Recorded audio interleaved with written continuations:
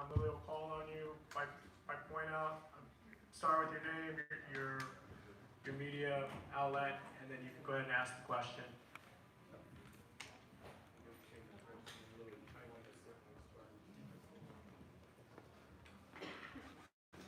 So if you have a question, Lily, get them started.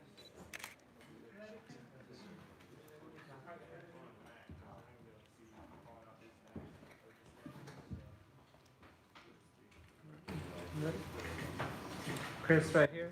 Gabriel Cage Side Press. Chris, you've got the Strike Force, UFC, Invicta. Where are you going to put the Bellator belt? It doesn't look like you have room. First, I want to say thank you guys for coming. I appreciate everyone here and taking the time. I always have a space for one more belt. What Make you, space. You're obviously, you're not, this isn't your first fight, but it is in a new promotion. Is the feeling any different knowing you're fighting for somewhere new in the first time in a few years, or does it feel the same? I feel very happy that I have myself. I train really hard. And I think the first thing you go to your job happy. Don't have any problems with my boss. I just go work and enjoy the chapter in my life now, my career, and enjoy the time now in Bellator. In terms of just the way, promoting a fight and getting ready for a big fight is it any different for Bellator in terms of what they have you do, or is it more the same that you're used to? No, it's always you have to be professional. I have to be ready for the interviews, ready for training, the media time. And I learned a lot with my last promotion, but this is just make me better fighter, better professional. X. Right there in the back.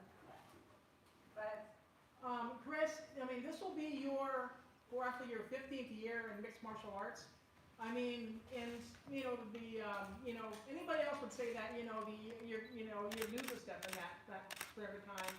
Can you tell me kind of what drives you nowadays? You've been the dominant female in the featherweight division for nearly 15 years.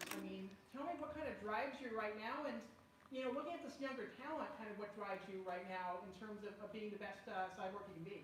The first thing, I love my job. I love what it does. I love to see my fans. When I see my fans and they're really happy, I'm inspired then doing the best, and then step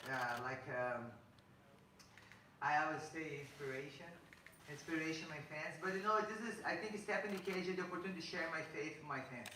And this is always I would like to do. Show I have had struggles like then, but I go over there and the fight. And the same in normal life. This is I like to show my fans. No quit. Keep it going. If you lose, win. You have to keep it going. You work hard and wait for the next. Now you've seen Julia back in the Strike Force days as well. Obviously you've been observing her, ever since, when she was through Invicta as well. She's grown as a fighter as well. What do you think about Julia as a challenger right now? As a person that you have to face for the title right now? I think she's a great fighter, and she's a real 145 pounds, and she's champion a long time, undefeated 8 years. And I think it's going to be a great challenge for me. And one last question. Just looking outside of MMA, you talk about boxing, maybe go back into kickboxing as well. Is that still something in the back of your mind? I always like to challenge myself, and if I have the opportunity, I think it's the big thing, sign a deal with Bellator. It's something I can be able to do boxing fights, I can do WWE, pro wrestling, anything, and it's got with me, behind me. It is going to help promote Bellator too. This is the good thing. If I love challenge, if there's opportunity to show up for me, for sure thank you. Intern Gracie Mack. Chris, as your career has evolved and the MMA world has evolved in the female division, what adjustments have you made in your training and also your mental approach to the games it is today as to when you first got into it? I think every fight you learn something, every camp you learn something. I learned a lot in cut weight, make weight. You train smart too. I think every fight you learn something from your opponents, from your team behind you, and I think one thing I learned is make my weight easier. Be smart in my trains. I think when you're young, I still train a lot. I have to cut a lot of things I do, but I have to pay people tell me, Chris, you need rest today. You need rest today, and because it's something I have to change in me. But I think I learn it more technical. I have to improve myself every time. If I don't have this, I have to stop fighting. I don't think I know everything. I think every time I step in the gym, I have something to learn, and have to be humble for learn. And not a lot of people know this, but I think you have to do. Even if you champ a long time, I was champ a long time. I was always training like I was not a champion. I was always for the challenge. Thank you. Jenna Benamy, The Jenna Ben Show with Dash Radio. Hi, Chris. Hi, how are you? Good, thank you. You serve as such an inspiration to many people, both men and women. Who inspires you? Jesus. Jesus. So it's all religion. That's where you get your strength and force from? I think he showed, when I studied about him, he showed love. You know, he don't judge you, he loves you. And I try to show my friends the same thing. And change the hate for love, and I think this is number one for me. Okay, I love that. And what is your message to young women out there looking to get into combat sports? Believe your dream. Believe your dream. I think a lot of people gonna tell you you're not gonna get it, or gonna say, man, I think it's too much for you. But you have to believe yourself, you know, and do your best. And if you do your best, do good things for people, for sure the blessing gonna come back for you. Very good, thank you. Welcome. Hi, Chris. RC Samuel, Fanboy Nation. You've worked with Scott before in Strikeforce. That's where a lot of us were introduced to you. Did it feel like a family reunion going back and working with Scott at this point with Bellator? Because you know you've had that relationship with him prior. You know, I worked with him in Strikeforce. I stayed a long time, didn't see him. But then when I had the meet with him, it's still the same, and very good to work with him. I think he's opened a lot of things in my career. When I fought Gian Carano, he's opened the door for the moments MMA. And I think all the girls, most girls are 145 pounds in the Bellator now.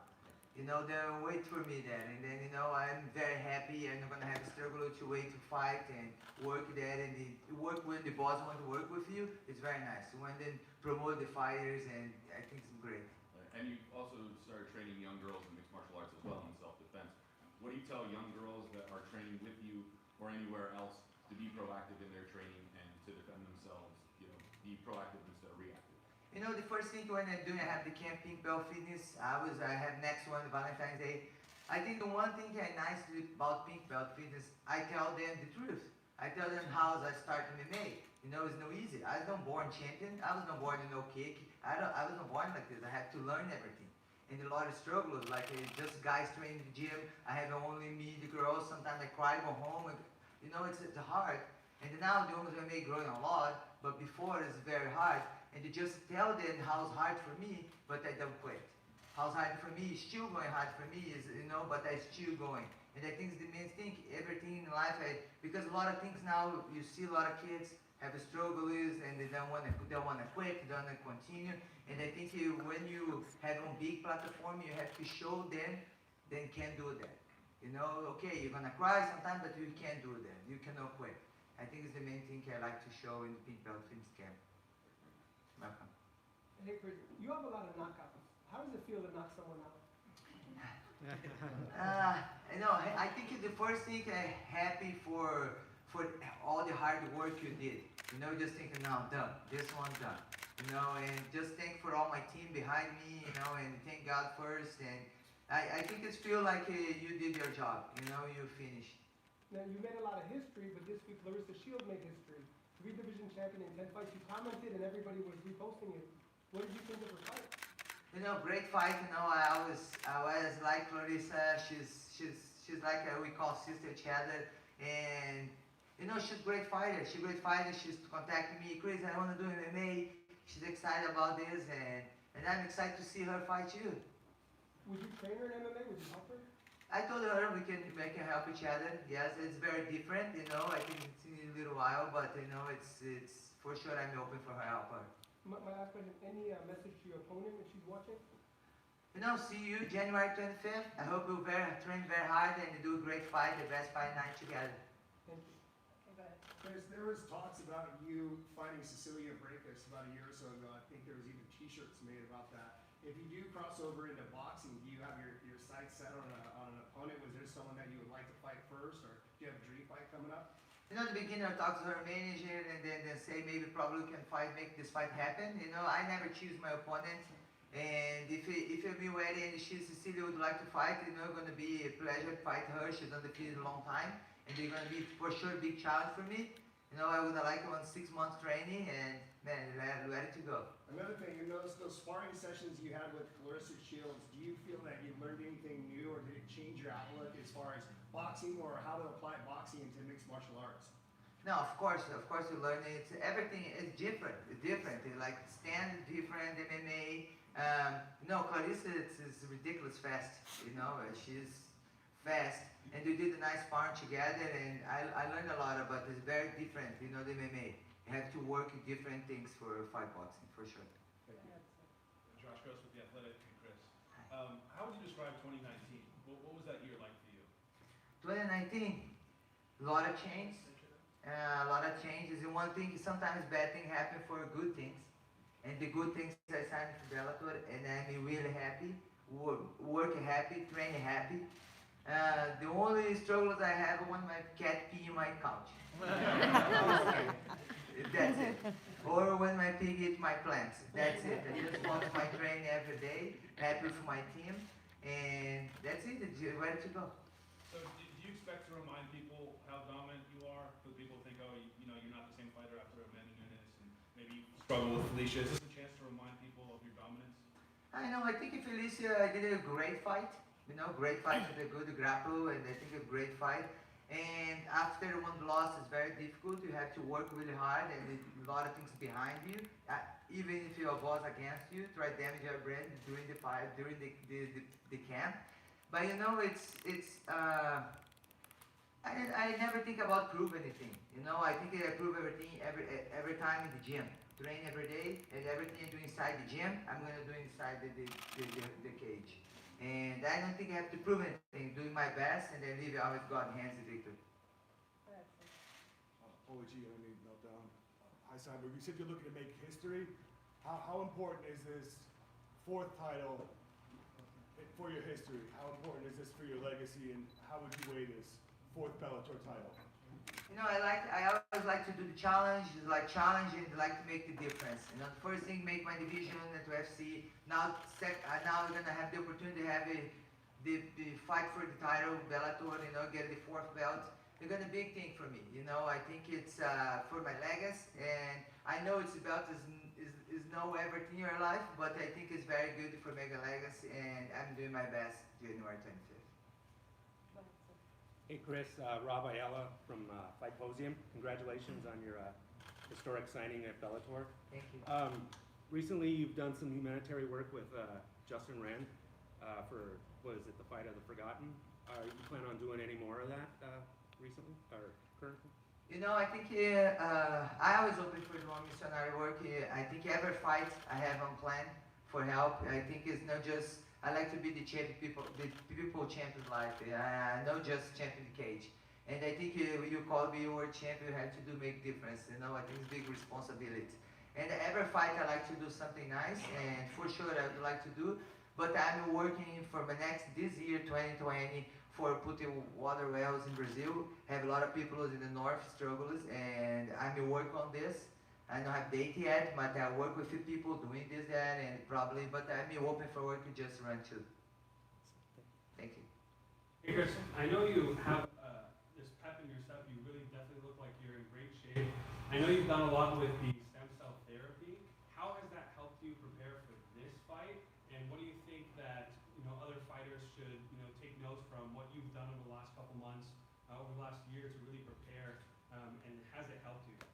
I have the opportunity to go to putting stem cells. I have a lot of injuries and during this 15 years, but I started playing sports when I'm 12 years old. And every camp I have some problems in my wrist, I have a problem in my ankle, my knee. And in this camp I don't have any struggle. I don't have any problems. It's a miracle. I don't have any problems, and I train very good. And I think make the difference because you train with no pain. I think it's amazing.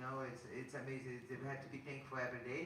And I think as fighters, if you have some injury, if you're gonna continue fighting, I think it's great training with a pain. If you have the opportunity to go and stand cells, it's good. Thank you. Just follow up on the idea of keeping a challenger's mindset. You said you did that throughout your championship career. You always felt like you weren't the champion, or you trained like you were the challenger, but you actually are the challenger in this fight. So how has that altered your mindset heading into this contest? All my life I'm the challenge. I put always my mind. You know, for me, the belt I hold is always a symbol. But for me, always a challenge. And I just go over there and do what I love to do, you know, do what I train, doing my best. And I was, like I say, I did God hands and, you know, do my best and do what I love. It did nothing to ramp you up feeling like I have something to prove in this fight. There was no difference for you. Now, of course, I'm gonna fight for the title, you know, and Julie, long time champion, and I think it's a big challenge for me, you know. She's a long time, but I'm excited for being new promoted, you know, work for Scott and be the fourth belt of my career. The different organization is big motivate for me. You have fought your way through many promotions, collecting belts. What is it like starting at a new promotion, going straight into a title fight for you? For me, I feel blessed. I feel blessed to have the opportunity to fight straight for a title, and I just have to do my best. This is the opportunity. I think it's coming one time, you know, all the time, and just happy for have this opportunity. Anybody else? If you win the Bellator title and you beat Julia Budd, are you planning to defend and stay in Bellator, or what will your plans be if you win the Bellator title and you win your fourth title? No, my focus first is Julia, you know, but if I have the opportunity, I think one dream I had is make a Grand Prix. And I think GP, being Bellator, I think Scott open for that, make more than one fight a night, and I think it's gonna be like a Japan event, and then we from shooter box, and I have a lot of fighters over there do that. I think this is gonna be one dream coming true for me. So you think Scott Coker is gonna do a Grand Prix and do something in Japan?